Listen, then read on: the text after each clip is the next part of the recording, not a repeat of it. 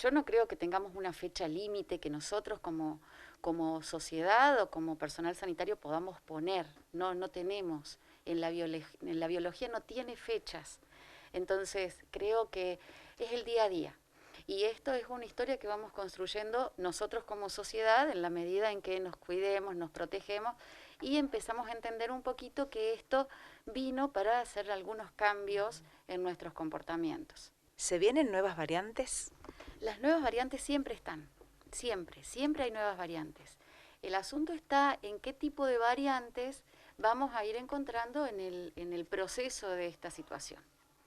Yo te explicaba recién, voy a tratar de hacer una analogía muy fácil. ¿Vieron esos ladrillitos, los ladrillitos de los chiquitos para jugar, esos Rusty? Bueno, imaginemos que tenemos una bolsa de ladrillitos y el primer día hacemos un tren. Ladrillo rojo, amarillo, verde y azul. Queremos repicar eso, queremos multiplicar eso y el segundo día ponemos rojo, amarillo, se nos va en un blanco, un verde y los azules.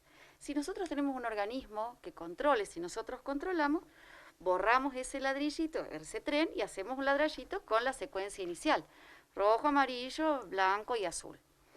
Si nosotros no tenemos esa regulación, la secuencia, a medida que nosotros lo vamos a ir haciendo, va entrando con una posibilidad de errores. Bueno, este tipo de virus tiene la característica de que no tiene un ente regulador. Entonces, la primer copia va a salir como la original y el resto de copias va a tener ladrillitos metidos en la secuencia original, que va a hacer que cambie, que mute. Algunas mutaciones van a hacer que el virus no progrese, no mute, detenga su crecimiento. Otras de estas variantes, de estos ladrillitos mal puestos, va a hacer que sea un poco más agresivo, otros va a ser un poco más contagioso, otros van a ser un poco más graves, otros van a tener mayor afinidad por otro tipo de células.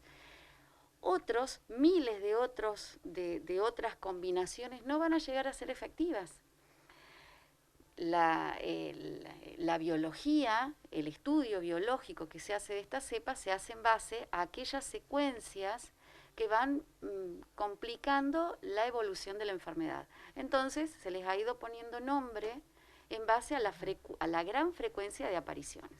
Alfa, beta, gamma, delta, epsilon, lambda, ahora Omicron. ¿Que faltan? Y sí, deben faltar muchísimas variantes que hasta el momento evidentemente no han sido de gran preocupación como para darlas a luz. Se han marcado, ya se han identificado otras variantes que en este momento son variantes nada más que en estudio.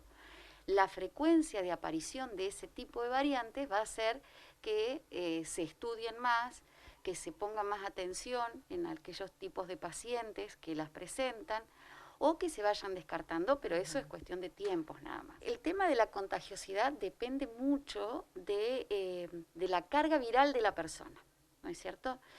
Y de la cantidad de síntomas. O sea, ¿qué pasa? Nosotros podemos identificar, con otras variantes podíamos identificar más o menos quién nos había contagiado por esto de que tenía algún síntoma. Sí, estuve con que tenía tos o que tenía algún tipo de secreción o que tenía fiebre. La característica de Omicron es que tiene muchos pacientes que son lo que nosotros decimos pausisintomáticos. ¿Qué significa esto de pausisintomáticos? Que no son síntomas muy evidentes. La fiebre no se presenta habitualmente, sí algún carraspeo, alguna molestia nasal, algún dolor de garganta inespecífico. Entonces, el periodo, ventana que se da del contagio va a ser variable en nuestra percepción, pero se calcula que entre el primer y quinto día de esta sintomatología o pseudosintomatología pueden llegar a ser contagiosas para otra persona. El uso del barbijo debe perdurar. Permanentemente, en ambientes cerrados, cuando estamos con mucha cantidad de gente, la distancia interpersonal, el cuidado ya tendríamos que haber aprendido a que el cuidado depende de cada uno de nosotros, que la responsabilidad es nuestra, nada más, pero individual. Un tema especial es la vacunación, ¿no es cierto? Estamos viendo que en el mundo hay un rechazo a la vacunación. Y si bien cada persona tiene una postura que es respetable, tenemos que entender como sociedad que esas posturas pueden complicar a otra persona. Es complicada esta situación, sabiendo, por ejemplo, en estos días que se está hablando acerca de este posible pase escolar, cuando es triste saber que en los tiempos que vivimos y donde deberíamos haber aprendido, hay niños que no han sido vacunados, teniendo en cuenta que la vacuna es un derecho para los niños, ¿no? Por ejemplo, los niños, ni hablar los adultos. Exactamente. Tenemos que entender que todo lo que nosotros necesitamos como sociedad, educación, trabajo, todo lo que necesitamos como sociedad lo hacemos en comunidad, ¿no es cierto? La escuela es un centro comunitario en el que nosotros podemos llegar a tener un foco virulento de cualquier cosa. Tenemos vacunas para el sarampión, para la varicela, para la tos convulsa. Bueno, tenemos una vacuna para este coronavirus. Usémosla para que los chicos no se contagien, para que no tengamos que suspender las clases, para que los chicos puedan seguir habitando en comunidad, que es lo que también hace que una sociedad progrese.